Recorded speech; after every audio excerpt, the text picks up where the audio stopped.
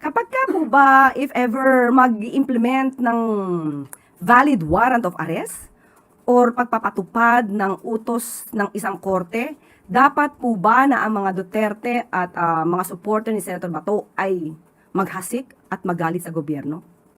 Hindi po ba dapat tayong lahat, kahit anong kulay natin, ay dapat na tumutupad sa batas at pinapatupad ang batas?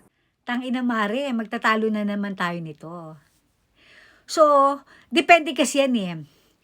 Yung pagpapatupad ng valid warrant of arrest, depende. Saan ba galing yung warrant of arrest?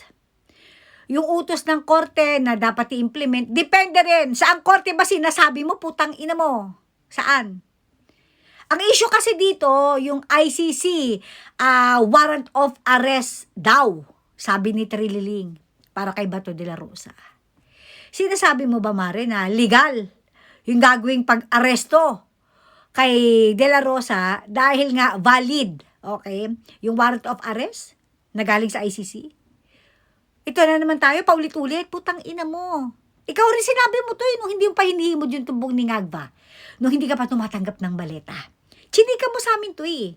Ang sabi mo, Mare, bago dalhin sa dahig ang isang akusado, dadaan muna ito saan?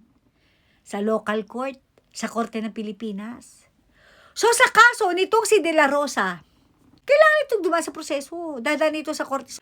So yung pagsugod, okay, nitong si Trillanes na siya na yata ang sheriff ng ICC, na nakakataka, no? Para isa kang dating sundalo. Dapat nakikitaan ka ng pagkamakabayan. Dati kang sundalong hayop ka. Dapat nakikitaan ka ng pagiging makapilipino. Pero hindi eh. Dahil nga walang hiya ka. Traidor ka ng bayan. Tinatraidor mo ang Pilipinas sa pamamagitan ng pagtraidor sa mga Pilipino. Anyway, babalik tayo sa valid warrant of arrest na yan. Sinasabi mo, Mamare, bilang abogado ka ha, na legal?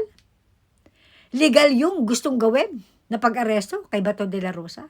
So ito na naman tayo. Kung paano mo pinilit, okay, na tama yung ginawang pag-aresto kay PRD, ganun na naman, ipipilit mo na naman dito sa kaso ni Bato de la Rosa. Putang ina ka, Mare. Napakahayop mo. Tigilan mo na yung panluloko sa mga Pilipino, Mars. Tapos magbabanggit ka pa na naghahasik ng galit, etc. bla bla bla. Putang ina mo. Pagpapakita ng suporta yan dahil mali ang ginagawa ng pamahalaan. Eh ikaw, ano bang ginagawa mo in the name of maleta? Mas malala ka. Buti nga yung mga supporter sa mga Duterte, yung mga supporter ni Bato de la Rosa, yung mga naniniwala na mali ang ginagawa ng pamahalaan, nagmumura lang. Eh ikaw, anong ginagawa mo? Nagpopropaganda ka, nagsisinungaling ka, niloloko mo yung mga Pilipino alang-alang sa pera, sa maleta. Binahaliwala mo yung pagiging abogado mo. Nagpakadalubhasa ka na sa pagiging sinungaling at bobo para sa pera. Mas malala ka, Mare. Mas malala ka. Sira na rin ang ulo mo para kang si Trililing. Sa bagay-bagay kayo, isang krililing at isang trililing. Putang ina mo ka. Nakakadiri yung mga sinasabi mo.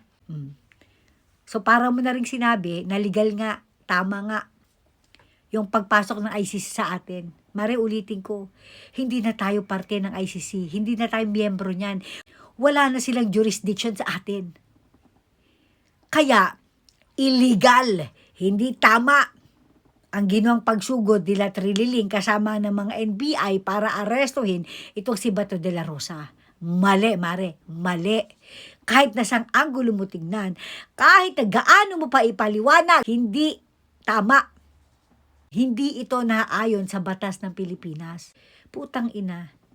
Kung totoo man na nagkaroon ng pagkakasala itong si Bato de la Rosa, bakit hindi nyo sa Pilipinas dinggin ang kaso niya? Bakit kailangan sa dahig? Katulad ng ginawa nyo kay PRD, bakit sa dahig?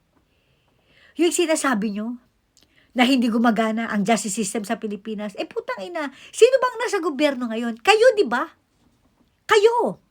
Wala ba kayong tiwala sa mga desisyon nyo?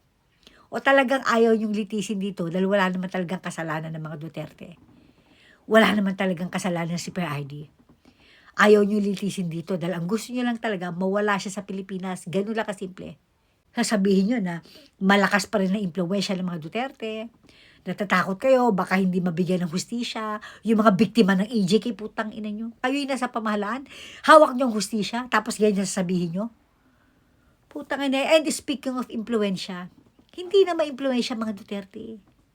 Kasi kung maimpluwensya pa sila, bakit nasa dahig si PRD? Bakit nahaharas nyo yung mga kakampi nila? Bakit si VP Sara na Vice President, second highest official of the land, hindi nyo binibigyan ng budget? Kitang-kita ng buong mundo kung paano yung hinaras ang vice-presidente niya sa loob ng House of Reptiles. Ano yung influensya sinasabi nyo? Alam mo ito sa totoo lang, Mare, ha? Kung ano mang meron ang mga Duterte ngayon at ang kanilang mga kalyado, hindi ito influensya. Mas gusto ko pang tawagin itong pagmamahal ng taong bayan. Kakampi nila ang taong bayan. Yun siguro yung impluwensya na kinatatakutan nyo. Yung taong bayan.